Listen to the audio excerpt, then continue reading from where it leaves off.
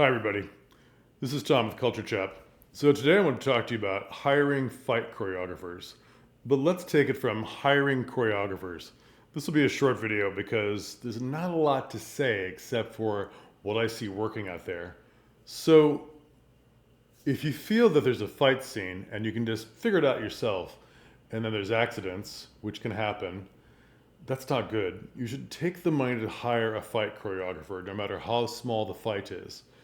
But where I've been directing and working on projects, um, I'm finding that a lot more people are fight choreographers that are also intimacy coordinators, and they're also regular choreographers. So I believe that the dance world really turns out people that are so comfortable with their bodies and working with other people's bodies that to be a triple threat of being a regular dance choreographer, an intimacy choreographer, coordinator, and a fight choreographer is wonderful and a really lucrative way to keep yourself working, which we all need.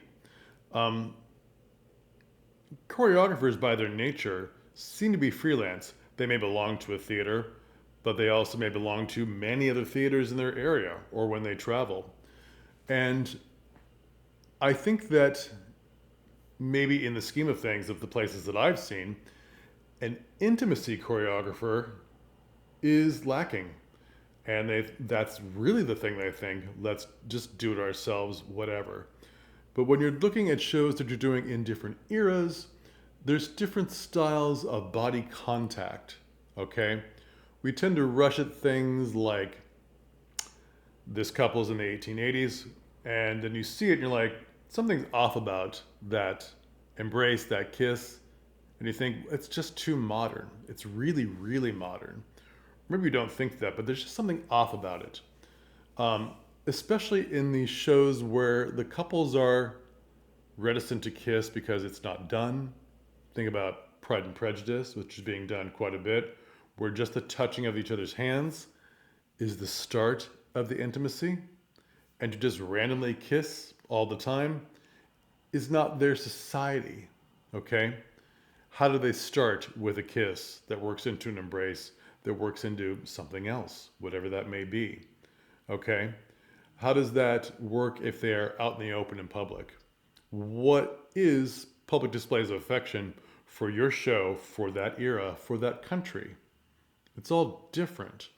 So if you study that, I mean, it could be an endless study about intimacy coordination, but if you offer that with fight choreography and you're already a regular choreographer, golden, really golden.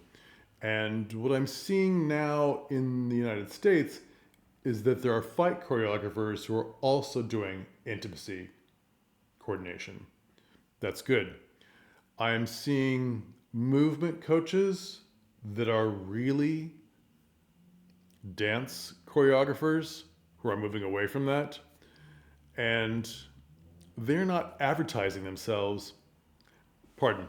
I believe they're doing themselves a disservice by not advertising themselves as just the term movement choreographer, because that leaves it really open ended.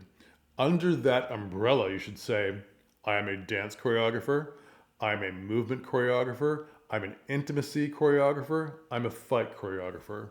And what does that mean? Maybe your style of fight choreography is just hand to hand combat. Maybe your interest is how women fought in the Greek plays. That's interesting. How women fought hand to hand combat with no weapons. That's interesting. Maybe you're a broadsword specialist, or what you really excel at is teaching people how to fence, which is great. Um, and you've studied different styles of intimacy coordination, and you've studied different types of movement. How do people move when they're wearing giant hoop skirts? How do they move when they're wearing massive wigs and they have huge paneled tails on their coats?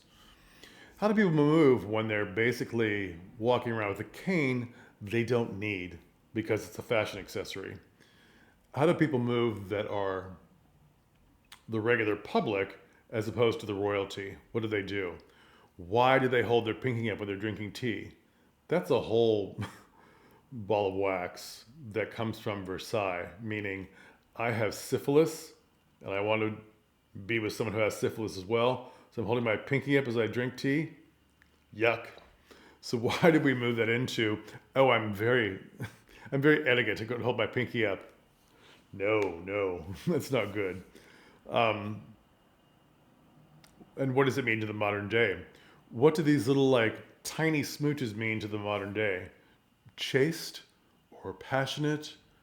How do you do a little tiny chaste kiss but be very passionate? What does that movement mean that really communicates with the audience? Sometimes small movements on a stage that's far away from you don't really register.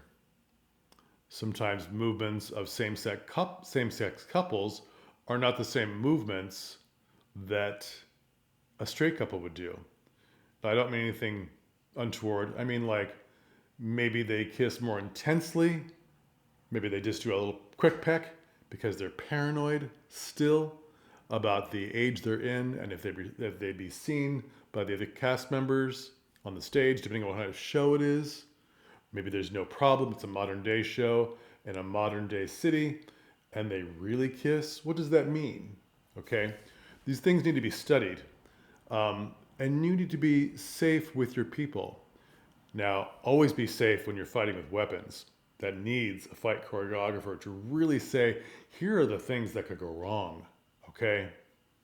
You need someone who's an expert with weapons to talk about that. Here are the things that could go wrong with hand-to-hand combat. You could really you could really hurt them. You could trip them. You could do this. Here's the safe way to achieve what you want without putting the other actor in traction or wrenching their muscles, even their fingers, to be, too much pain. How do you kiss this person on stage because they're in a show where they have to eat? How do you kiss them without getting food all over your lips?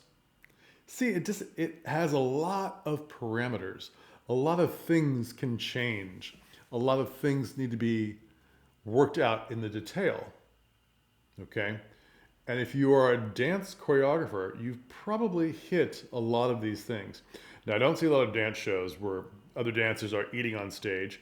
This may be just a musical theater thing. It may be a play that has dancers in it that happen to be partnered with someone who is in the middle of a meal on stage and they're dancing around them. That'd be interesting. All these things can be encompassed and you can promote yourself as this person, this movement coordinator, this movement choreographer, whatever your title is. And you can talk about all the things you do because I bet if you master all those things, which could be very interesting, it could be very lucrative for you. Okay? What does a movement choreographer, a movement coach, what do they do? What do they handle? There's a lot to learn. Okay? Think about it and think about your shows, what the needs are for your shows. Remember to hire someone appropriate that you've really researched, that you've really checked out and called for recommendations to say and have a conversation with them before hiring them.